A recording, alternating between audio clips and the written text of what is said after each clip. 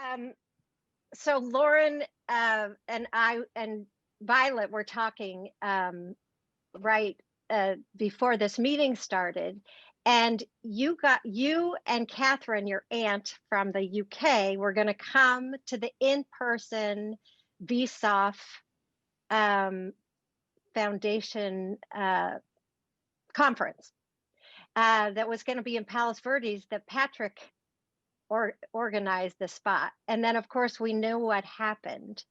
Um, so instead, I got the chance to meet Catherine and you, Lauren, through this way. And Catherine did just a really wonderful presentation on anti-racism. And now we get to hear from you. So, um, we should meet together soon in person, I'm hoping. But so glad to have you here now, and look forward to your hearing about your work and your really great book. Sure. So my name is Lauren, and I am a play therapist from Los Angeles. And I'm just really excited to be here with you to welcome this new year in all the difficulty and uncertainty of 2020. It's inspiring to see the kind of community that you guys have developed here from people all over the world. And so the main thing I wanted to tell you guys about is my new children's book that I'm really excited about. I've been working on it for a long time, and the illustrator is my childhood best friend. And we actually started illustrating books together in kindergarten. I would write the story and she would draw the pictures. So it's something that we've always wanted to do. So I'm just going to share my screen so I can show you a little bit of the book.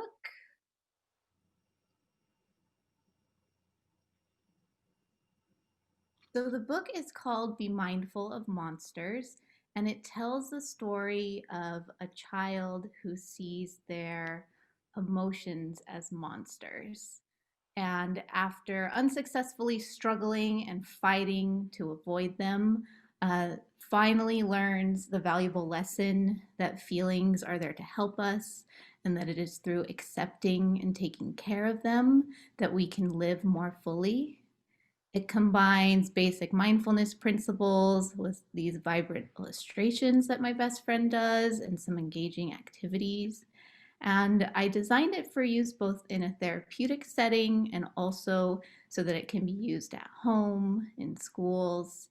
And it's really written with relatability in mind, giving kids from diverse backgrounds opportunities to see themselves and to project their own feelings in the story. There's a lot of scenes that I kind of leave intentionally vague, and I'm hoping that it will spark conversations in families. For example, here, Ezzy missed someone special and it hurt too much to think about. So Ezzy put on a fake smile and pretended sadness was happiness and everything was fine. So this is one of the scenes where Ezzy is still trying to push away emotions. And it's a good opportunity for parents to be able to talk to kids about who they're missing, especially in the pandemic. For therapists, maybe it's a grief and loss case, and they might have an opportunity to explore some of those feelings.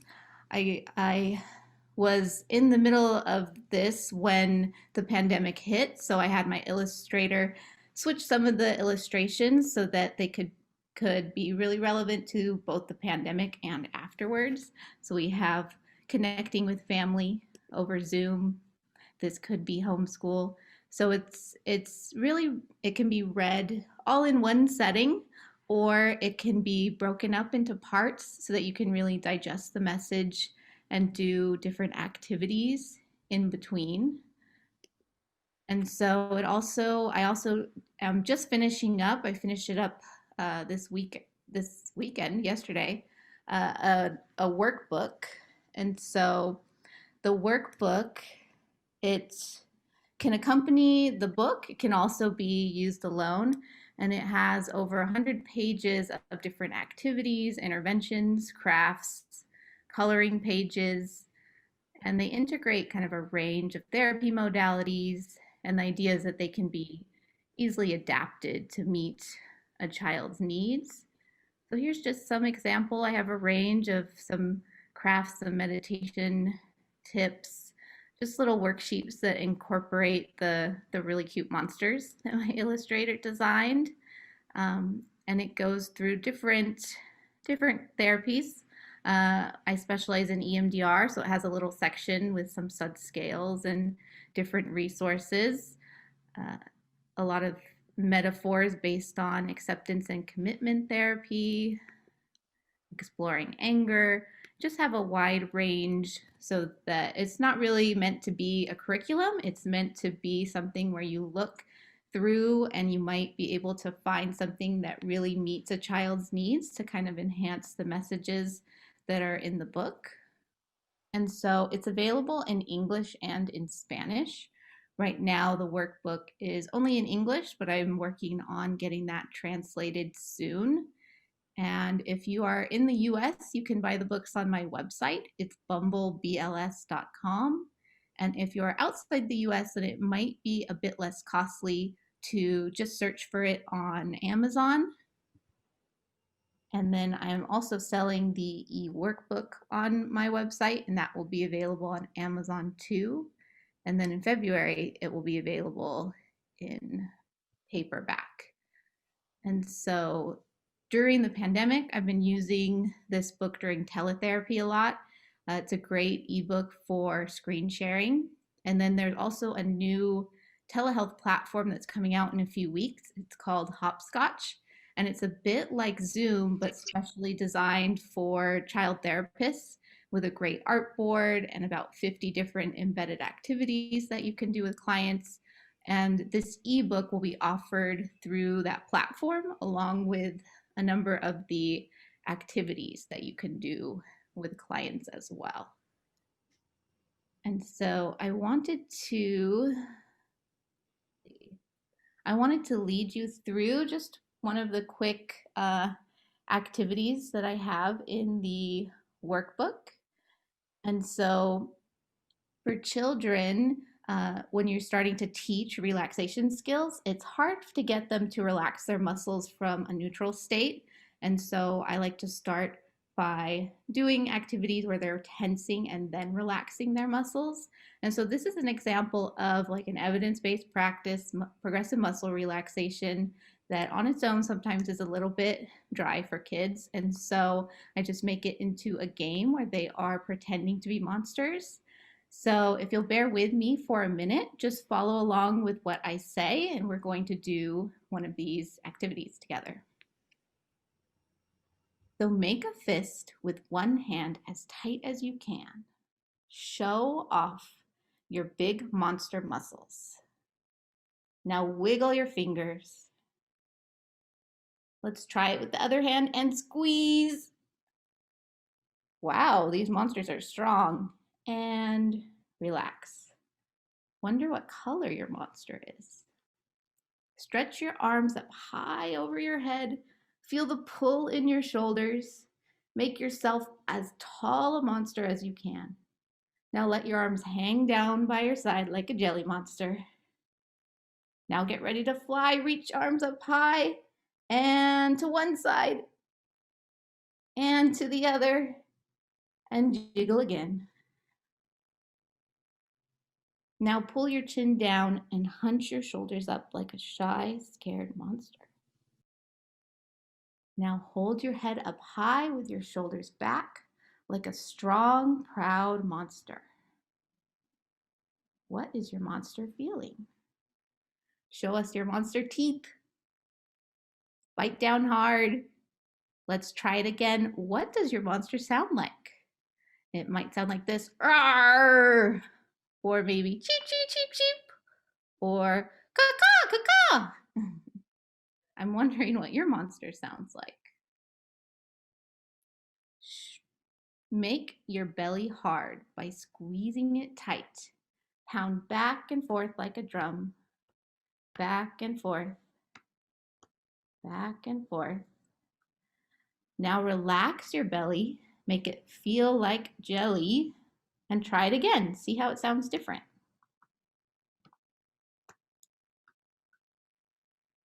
Now pretend that you are standing barefoot in a big fat slime puddle.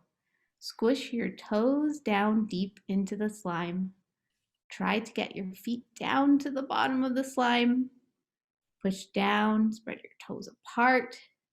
Feel it squish between your toes. Now step out of the puddle and relax your feet. Let your toes go loose. It feels good to be relaxed. Relax your body and take a deep breath in through your nose and blow out like a dragon. Let's try it again. In through your nose and out. How does your body feel now? So that's just a little example of one of the activities that I like to do with kids. And I like this. I chose this one because it's one that's easy to do health, since that's relevant to a lot of us right now. So I've had a number of different kind of pandemic projects going on, a lot of things that were in the works before. So besides my book, I'm also launching a line of bilateral stimulation tools. They look a lot like watches and simply send alternating rhythmic vibrations back and forth. They're mainly used in EMDR trauma therapy, but can also be used on slow settings during play therapy sessions or in the home to help soothe the nervous system and increase processing. Those will be out in late March if any of you are interested.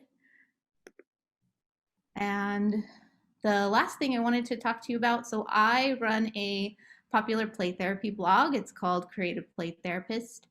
And in February, I'm launching a new website. It's called the Creative Therapist Network, and it will have free membership and create a space for therapists to connect, network, find resources. So it will have things like a therapist directory, listings for trainings and events, a digital marketplace where you can find some really cool interventions and you can either give away or sell some of your own. And I also have a Facebook community group that has over 10,000 child therapists. Uh, so those are just some of the resources that I have available through my blog right now that you guys may be interested in. And so, one of the last things I wanted to talk about related to the book is the importance of having kids while they're reading the book to also be creating monsters. It's one of my favorite interventions to do with kids, where I simply will ask them if their feelings were monsters, what would they look like? And I make sure to include a range of options for them. So they might make it out of clay, make a puppet, use any kind of art supplies that they want. And it's a great assessment tool to start looking at their relationship to their emotions. And a lot of times when I do this before they read the book, a lot of the monsters are really big, they're really scary. When I ask a child what they want to do with it after, they might say they want to rip it up or put it in a closet. And it shows a lot of resistance to feeling. And through my work with the children and also through some of the lessons in the book, they start to move towards a relationship with their emotions that is more accepting. And so when we do this activity the next time, then you see the monsters start to shift. And I start to teach children about the importance of taking care of their emotions and looking at them with kindness and with curiosity rather than resistance. And once they're able to accept these emotions and take care of them, then they'll move on in their own time. The more that we push our emotions away, the more that they'll come up and overwhelm us. And developmentally, this is a very important activity too, because the more that you avoid your emotions, the less aware that you are of your emotions and of your body. And so children will start to experience their emotions as one big wave. It's very overwhelming. Their brain can't really make sense of it. And so an activity like this, where it's using a lot of their senses and it's creating a physical representation of those emotions, it not only helps the children to express those emotions, but also developmentally, it helps their brain to be able to organize and to be able to start to uh, figure out that there's all these different emotions and connect them to different body sensations. So eventually, instead of feeling, I just feel a lot and it's overwhelming and I don't know what to do about it, eventually, when you're doing these kind of activities, their brain will go, oh, okay, sadness. That's a thing. I can take that thing and put that in a box and I'll store that information. Maybe next time I'm sad, I'll remember something that's helpful for me to do. So it's a simple activity, but it can have a big impact, and it's one of my favorites. And so I just put this one up really quick because it's such a quick and easy, but also popular intervention where you just take tic tac toe and add some feelings to it. So you can play it just like regular tic tac toe. And they might make an X over here, and then it's up to you how you want to play the game. Maybe you're exploring these feelings, maybe you're integrating it with another intervention. You might have them put an X on anger, and then they talk about a time that they felt angry or what it's like in their body when they're angry. Um, and I wanted to put this one on there because it's very popular. The kids really like it, and especially over telehealth, it's great for screen sharing. So there's kind of tons of different ideas. There's about 100 in the workbook, and you can kind of pick and choose and personalize and see what works for your clients best. And then let me see. Actually going to share that once again because it had a bunch of disappeared. Okay, I might have to put some of the resources in the chat box. So just to review a couple of the things, the first was my website, bumblebls.com. I'll put it all in the chat once I can bring it up. And that's where, if you're interested in the Buzzies or you want to buy the books in the US, you can get them there. On Amazon for people outside the country if you want to save on shipping.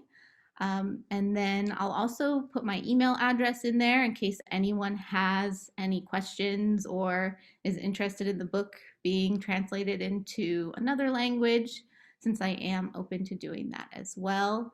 I'll put the information for Hopscotch, the really cool telehealth platform for those of you in US or Canada that are working remotely with children right now. I'm excited for that to come out. It'll probably be January 15th, and my book will be included in that as well. So those are kind of all the different things that I've been working on, and I was really happy to get to share them with you. And a special thanks to Karen and to Violent, and also my Aunt Catherine joining us from the UK. It's really great to be able to share my book with you that I've been so proud of. It's been really great and also a way for me to reconnect with my best friend during the pandemic. Thank you. Thank you, Lauren.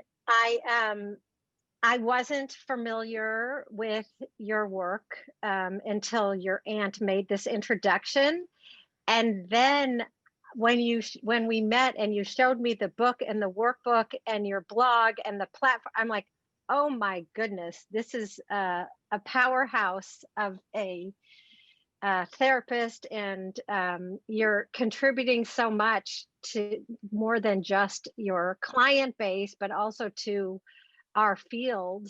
And so I feel really fortunate that we got to hear from you today. So thanks. And I hope you'll come back, because I think this is just sort of the tip of the iceberg of what you could share with us. So you are there's probably a lot more. So I really appreciate it. Thank you so much. I'm honored to get to speak to you guys. Okay. All right. Great. Great. And you have a lot of comments. I have a feeling that there'll be offers for translations because it's great. Okay, great.